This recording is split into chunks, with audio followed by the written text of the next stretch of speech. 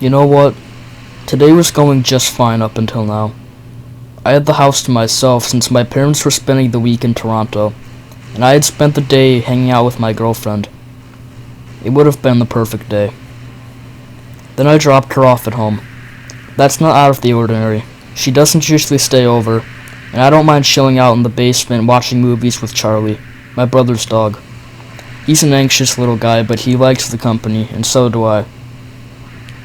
I took my girlfriend home at around 8 and then went back to the house to relax. Charlie naturally wanted to go outside the second I came in.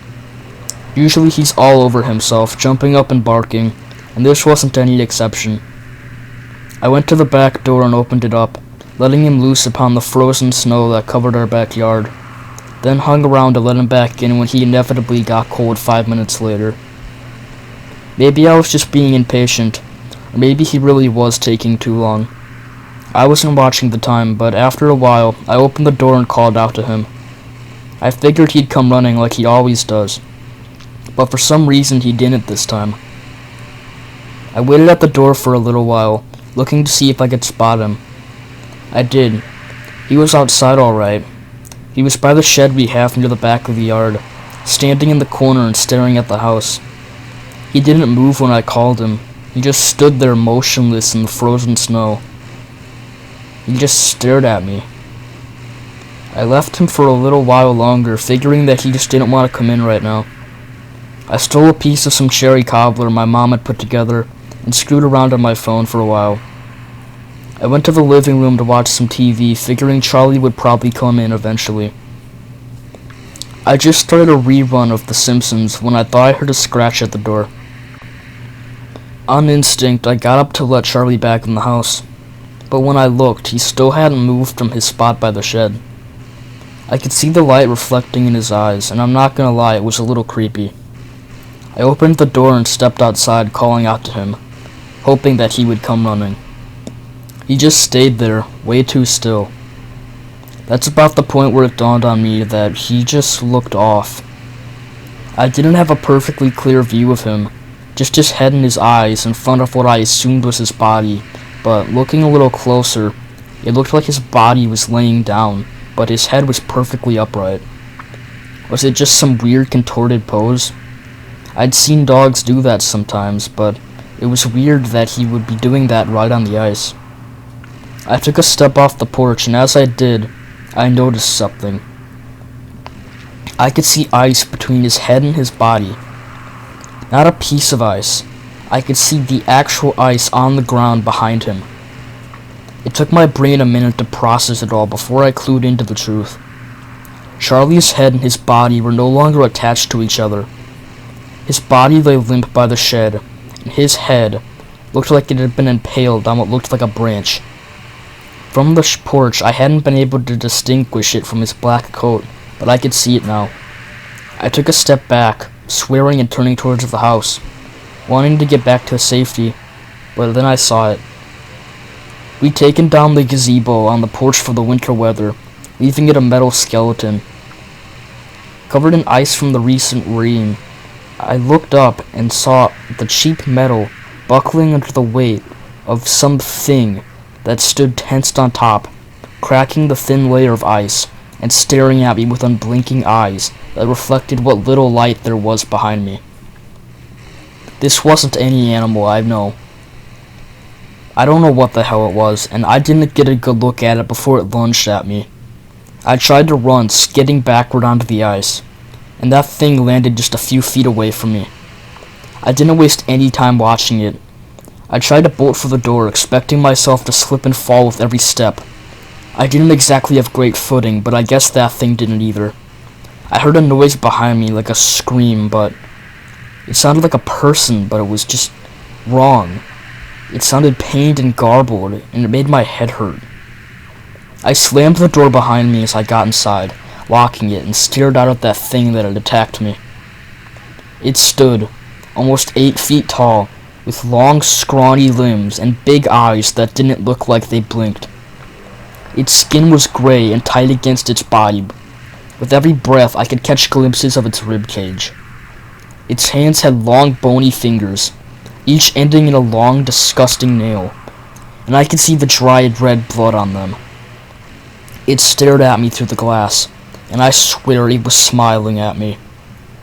For a moment, I had expected it to try to break in. That glass wasn't all that hard to break. I'd done it myself once when I had been locked out. The creature turned away, crouching down on all fours and loping towards Charlie's body. I watched as it grabbed the corpse and looked back at me, before dragging it towards the door, trailing blood. That thing wanted me to watch as it tore Charlie apart, and it feasted on him. It looked at me as it did its work, and I watched in quiet horror.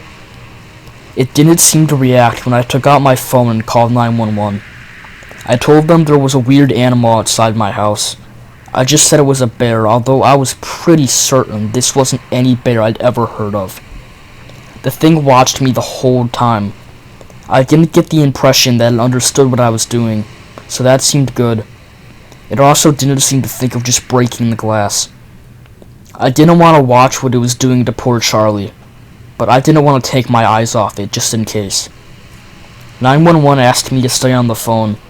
That was just fine by me. I stayed, sickened and engaging this thing in a surreal staring contest. I was right. It never blinked, not even once. I watched its teeth, long and uneven, rip into the meat of my brother's dog. I listened to the sickening ripping noises. I don't know how long we stayed like that, just staring at each other. I heard the sirens not too long after. I don't know how long. I didn't even look at the clock. I was too afraid to take my eyes off that creature. The sounds of the sirens drew its attention, and I saw it leap suddenly up onto the roof. Its claws scraped against the ceiling, and I followed it toward the front of the house, where I saw the red and blue flashing lights, but no sign of the creature, or any more sounds from the roof. I watched one of the police officers come up my walkway, his partner behind him, before breaking off to head towards the gate leading to the back. The one officer headed to my door. He almost knocked before stopping when he noticed me waiting in the doorway. I opened it just a crack. "It's on the roof," I said. I couldn't hide the evident terror in my voice. Before the officer could respond, there was a strangled cry of his partner, and I heard the hellish shriek of that creature. I swore and closed my door again, watching as the officer pulled his weapon and went around back. I locked my door and tried to follow him through the windows. I watched as he, armed with a flashlight and gun, made his way around the side of my house. I only caught a glimpse of that thing when his light hit it. It shrieked and leapt away as if burned, revealing the mangled carcass of the other officer. I could see the white of bone and a mess of red that I could barely distinguish as ever having once been human. There was a telltale thud as the creature landed on my roof again. The officer spun around, boots crunching on the snow, as he tried to follow the creature. His gun was aimed up, but he didn't fire. I heard scratching on the roof, heading away, before stopping. I looked back at the officer, who stumbled towards his car, trying to retrace his steps, maybe to call for backup. He glanced at me through the window before breaking into a clumsy run. Scratching on my ceiling told me that he was being stalked by this creature from the roof. I followed him back towards the front of my house, rushing from window to window to get a better view. He took a wide path away from the building, as if he could escape the creature's wrath that way. Reaching his car, I saw him wrench the door open and then freeze. He raised his gun and fired 2 shots at the creature. I didn't know if he hit it or not. All I heard was the sound of its claws along my roof, as it retreated before the officer sealed himself in his car. Then the waiting game began again. The creature was gone by the time the officer's backup arrived. They took Charlie's body away in a bag. Another officer corrected my statement. Then, with the cops still around, I got in my car and got the hell out of the house for the night. I crashed at a nearby hotel, and when sleep didn't come to me, I figured I'd just tell all you about this. I don't know what the hell that thing was or what it wanted. I don't think the cops knew either. It's been quiet so far, although I swear I just heard the faint sound of nails clicking on the wood floor outside my room.